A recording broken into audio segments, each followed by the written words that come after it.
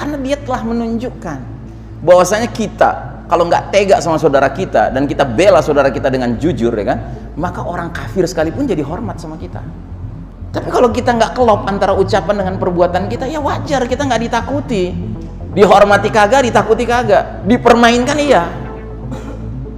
Bahkan lebih jauh dari itu kata Nabi SAW, dan akan Allah tanamkan ke dalam hati kalian umat Islam sebuah penyakit namanya al-wahan. Seseorang langsung bertanya, ya Rasulullah, mal-wahan, apa itu al-wahan ya Rasulullah? Hubbud dunya wa karahiyatul maut, cinta dunia dan takut menghadapi kematian.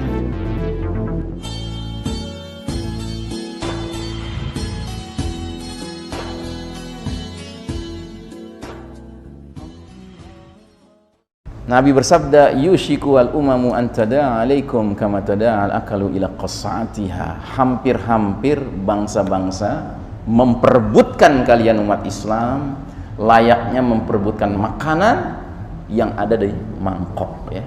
Jadi kita diperebutkan Pak oleh bangsa-bangsa lain. Terus seorang sahabat langsung nanya, ya Rasulullah, apakah kami waktu itu berjumlah sedikit? Dia kan bingung, ya, kok bisa ya umat Islam dikeroyok gitu sama bangsa-bangsa lain? Oh, berarti karena sedikit jumlahnya kita. Dia nanya, apa karena waktu itu kita sedikit jumlahnya? Apa jawaban Nabi? Antum kasirun, bahkan kalian waktu itu jumlahnya banyak, mayoritas kalian waktu itu. Walakin ghutha'un ka ghutha'is sail, akan tetapi kalian sudah menjadi seperti buih yang mengapung. Anda tahu kalau Anda pergi ke pantai, lihat ombak berdebur, ya, begitu dia menghantam, ya, laut, yang muncul pemandangan warna putih, indah sekali, itulah buih, ya kan? Dan dia menutupi pemandangan mata kita. Tapi begitu ada angin semilir, nggak perlu angin badai, ya kan? Shoot, hilang tiba-tiba tuh buih tuh. Kenapa? Karena ringan, nggak berbobot. Terus kata Nabi selanjutnya apa? Sungguh Allah akan cabut rasa takut musuh kepada kalian. Hari ini musuh takut nggak sama kita? Musuh nggak takut sama kita sekarang. Musuh terang-terangan sekarang menghina agama Allah, menghina Quran, menghina kitabullah, menghina Nabiullah, menghina Allah terang-terangan, menghina para dai kita, para ulama kita terang-terangan. Nggak ada rasa takutnya. Kenapa itu? Karena kita nggak berbobot. Kita mengaku berakidah Islamiyah, tapi hakikatnya kita belum berakidah Islamiyah. Kita ngakunya berakhlak Islami, padahal kita nggak berakhlak Islami. Kita ngakunya beribadah secara Islam, hakikatnya kita belum beribadah secara Islam. Jadi seolah-olah kita nggak layak untuk dihormati sama mereka, nggak layak kita dihormati sama mereka. Anda tahu nggak, orang itu layak dihormati ketika apa? Ketika ucapannya dengan perbuatannya kelop. Kalau ucapan sama perbuatan nggak kelop, ya nggak bisa dihormati. Anda dengar baru-baru ini ada seorang tokoh Islam. Dia pada tahun 99, ya, panas, darahnya, ya, darahnya mendidih mendengar umat Islam di Ambon dibantai, ya. Sehingga dia bikin laskar jihad, ya. Akhirnya dikirim pasukan, dia pun terjun, dia sebagai panglimanya, berhadapan dengan gubernurnya yang Kristen, Palangis, ya, salibis, ya. Dan dahsyat itu. Dan Anda tahu setelah itu si gubernur itu hormat betul sama panglima mujahidin ini, hormat betul. Itu kenapa? Karena dia telah menunjukkan bahwasanya kita kalau nggak tega sama saudara kita dan kita bela saudara kita dengan jujur, ya kan, maka orang kafir sekalipun jadi hormat sama kita. Ngerti? Ya. Tapi kalau kita nggak kelop antara ucapan dengan perbuatan kita, ya wajar kita nggak ditakuti. Dihormati kagak, ditakuti kagak, dipermainkan iya. Bahkan lebih jauh dari itu kata Nabi SAW, dan akan Allah tanamkan ke dalam hati kalian umat Islam sebuah penyakit namanya al-wahan. Seseorang langsung bertanya, ya Rasulullah, mal-wahan, apa itu al-wahan ya Rasulullah? Hubbud dunya wa karahiyatul maut, cinta dunia dan takut menghadapi kematian. Kalau kita cinta dunia, takut menghadapi kematian, lalu bedanya kita sama orang-orang yang mimpin dunia sekarang apa? Iya kan? Kagak ada bedanya. Mereka cinta dunia betul, materialis, sekularis, Mereka kagak doyan mati, betul. Mereka kagak doyan mati dan takut mati, betul. Ya kalau sampai kita sama mereka jadi sama, padahal kita ngaku beriman, dia kafir, ya siapa yang salah nih? Ya tentu yang salah kita. Seorang Abu Bakar Siddiq radhiyallahu an, imannya begini, akhlaknya begini, semangat berjihadnya begini, ibadahnya Masya Allah. Tapi Allah juga memberikan dia rezeki yang lapang. Dia saudagar yang sukses. Tapi tolong lihat filosofinya Abu Bakar Siddiq itu apa? Ij'alid dunya fi aidikum wa la taj'alid dunya fi qulubikum. Jadikan dunia sebatas dalam genggaman tanganmu, jangan biarkan sampai dunia masuk ke dalam hatimu. Jadi di hati Abu Bakar, di hati para sahabat yang ada apa? Akhirat, yang ada tuh Allah, bukan yang lain. Gitu. Kalau kita kan enggak, dunia yang ada di hati kita. Gimana caranya bisa menang nih gitu? Udah tahu kemenangan di tangan Allah, udah tahu jadwal kemenangan di tangan Allah, kekalahan di tangan Allah. Gitu. Tugas kita bukan memaksakan kemenangan, tugas kita adalah konsisten, istiqomah, itu tugas kita.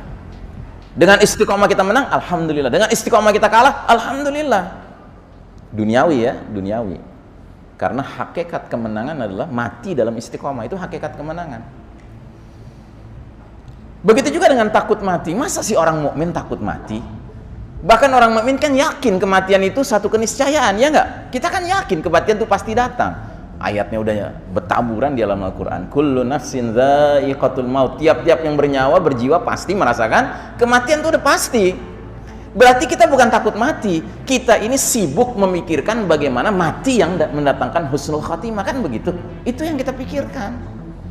Kita bukan mengelak dari kematian, tetapi kita berusaha untuk membangun kehidupan yang menyebabkan kalau kita mati, matinya husnul khatimah. Bahkan sebagian kecil dari umat Islam nggak sekedar husnul khatimah, maunya mati syahid. Tahu mati syahid?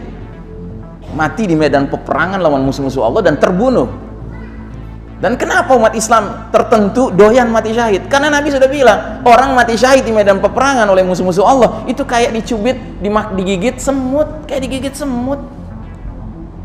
Dan ketika ruhnya datang ke Allah, ditanya, mau apa kamu? Dia jawabnya apa? Kembalikan aku ke dunia lagi ya Allah, biar aku berperang lagi lawan musuh-musuh engkau, kemudian aku terbunuh lagi. Hidupkan lagi aku berperang lagi, terbunuh oleh musuh-musuh engkau, hidupkan lagi. Masya Allah, saking mulianya mati syahid itu.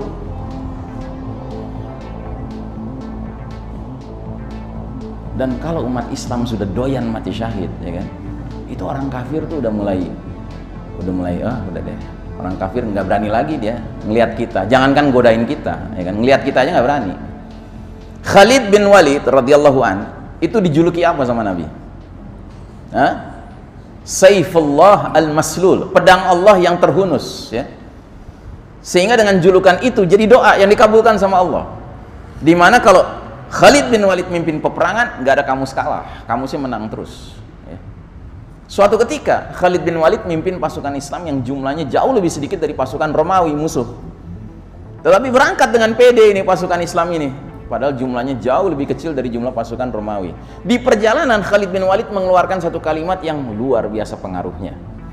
Dia bilang, ji'tu bi unasin yuhibbunal mauta kama tuhibbunal hayah. Hai orang-orang Romawi, aku datang dengan sekumpulan manusia yang mencintai kematian sebagaimana kalian mencintai kehidupan. Ucapannya ini sampai ke telinga seorang tentara Romawi. Tentara Romawi itu langsung lari ketemu sama jenderalnya, pemimpin tertingginya, dilaporkan ucapan itu kepada si jenderal. Si jenderal langsung gemetaran. Bagaimana kita bisa menang melawan pasukan yang cari mati sedangkan kita cari hidup? Dan Anda tahu, Khalid bin Walid yang sudah sekian banyak ikut peperangan, matinya di mana? Di atas tempat tidur.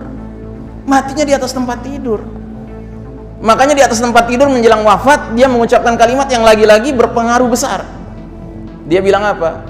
Mana matil jubana.